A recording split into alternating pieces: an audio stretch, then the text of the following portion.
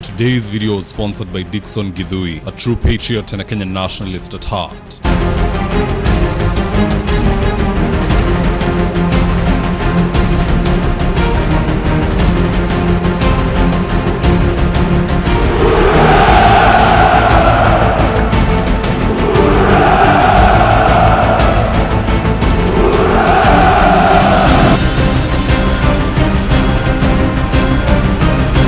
Stand by for debrief in 3, 2, 1. From my perspective, there are 4 major reasons why Oburu Odinga should not be the ODM party leader. And in this video, we are going to analyze those 4 reasons. And so with no further ado, let's get after it. First reason why Oburu cannot be the ODM party leader is because traditionally, the older brother can never inherit the younger brother. That is a taboo. And the only people allowed to inherit ODM as per that law are his children. And if you do the math, Raila has 2 sets of children. He has his biological children, Winnie Odinga, Raila Odinga Jr. and so on. And then he also has his political children, Abdul Swamad. He has Joho, he has Oparanya. Either of these 2 sets of people are allowed to inherit Raila traditionally, but it cannot be his older brother. That is a taboo in Luo culture. You don't even have to take my word for it. Here's Professor Ogola explaining the exact same thing. Ladies and gentlemen, you've seen what has happened in Mombasa about this ODM at 20.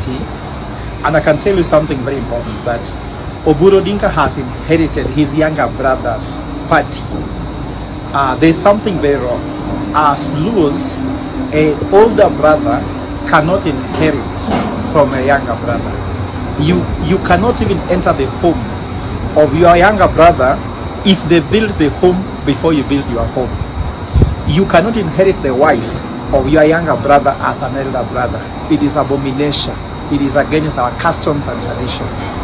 So Raila Odinga, having built a political muscle, a big as ODM, then Oburu Odinga as an older person come to inherit that one, actually is a curse to the community, and I can tell you very well. So culturally, traditionally, morally, it is wrong for Oburu to inherit Raila. They are not twins. Much as he tries to say they are twins because they are a year apart, you cannot inherit your younger brother. I don't know about other communities, but in Luo culture, it's a taboo. Second reason why Oburu has no claim to the Iron Throne is because he's an illegitimate party leader. The constitution of ODM, because each party has its own constitution, clearly declares and states that for one to ascend to the role of party leader, an NDC has to be convened, and they have to win that particular seat through popular vote. It is not guesswork. You cannot go to NEC or NGF and suddenly you become party leader. It has to go through the NDC, the National Delegates Conference. And if they did that, we would have seen Babu Owino campaigning for that seat. One of the Odingas, perhaps it could be Winnie Odinga, could also go for that seat. We could also see maybe one of the CSs resigning to go and fight for that particular seat, perhaps Joho and so on and so forth, because whoever is party leader could very easily become the next deputy of William Ruto in 2027, assuming they play their cards right. So Oburu did not follow the laws of the party. In fact, he is Caleb Amisi exposing this same anomaly. Does that mean then that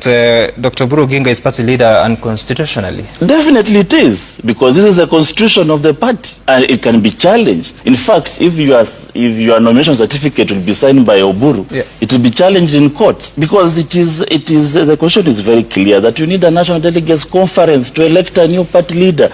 And mark you, we have 3 deputy party leaders who can act. Why do we have deputy party leaders who cannot act as a party leader in absence of the... Why do we have them in the first case? I don't know what Oburu is afraid of, but he took a shortcut to that seat, and that is why no one thinks he's legitimate. Number 3, when we talk about leadership, in any level, even in football, you cannot get a coach for Manchester United who is 80 years old, because this is a field whereby you need to have tactics for the next 10 years, or at the very least the next 5 years. Can someone in that age guarantee you a tactic for the next 5 years and see it through, year in, year out? It is not a good investment. Oburu is too old. He doesn't give the party that element of longevity like Raila did, because Raila started ODM when he was younger. That is why he's been at the helm of ODM for 20 years. Oburu is coming in at 83. Will ODM keep replacing their party leaders? Is that what they're gearing up towards? It is a bad investment. Longevity was not looked into when they were thinking about who can chaperone the party. Fourth reason why Oburu should not be party leader is because it goes against the laws of politics. You cannot be the presidential candidate or the lead candidate from a party when you're not the party leader. William Ruto will not stand down for an ODM candidate to go on to become president. He's still going to try and defend his seat. But ODM is angling towards getting that seat of Kithure Kindiki. And for it to make sense, the person they are proposing, because for sure they'll betray Kindiki, Ruto will betray him. It's just a matter of time, it's his character. So long story short, the person ODM is fronting to become the next deputy candidate of William Ruto should be the party leader, not somebody who reports to another party leader. Hii style ya Matiang'i. Matiang'i wants to be presidential candidate, but ako Jubilee reporting to Uhuru Kenyatta. We don't feel that element of individuality and authority in him. And that is the exact same anomaly that will take place in ODM if Oburu is the party leader and then they go front anyone, even if it is Ojienda, to go and deputize Ruto. What kind of authority will Ojienda have? If Ruto wants anything, he'll go to Oburu. So you put these four reasons together and Oburu is just not the right fit. He was a stopgap measure. What he should be is interim party leader as they gear towards an NDC, whereby they'll now vote for the actual party leader. But I think power is sweet. Mtu akionja hata akiwa interim atakangi kuachilia, and that is what is happening in ODM. Kini kama kawaida, shauri yao, yu chungwa chungu ni yao. What they want to do with it is their business. Anywho guys, that's all I had for you today. Do drop me your comments in the comment section below. What do you think about Oburu's tenure at the helm of ODM? Is it right or fictitious? Just drop me your comments. I'll do my best to read them and to give you a response. And with that, here are today's ads of the day. If you're in need of office petitioning or home interior works, i.e. kitchen cabinets, modern media walls, wall decoration, wainscoting, wardrobes, tiles, bathrooms, window blinds, gypsum and so on, reach out to Suima's Interiors at 07170 443 or info@suimas.co.ke, and they'll get all your needs sorted out. Whatever it may be, all interior works. These guys are the best at it. Gikomba Pure app. Download today from the App Store and Play Store. Register by creating an account with your username, email, phone number, and add your password of choice. Upload your products and start selling or buying seamlessly. Gikomba Pure app. A new digital market. Now, if you're here for the first time, please go on and hit the subscribe button. And if you're watching for a different platform, just head on over to YouTube, search for David Wafula. Hit the subscribe button, you're going to be getting a ton of content of this nature. If politics is something you're passionate about, this is definitely the one channel that you really need to subscribe to. Alright guys, adios.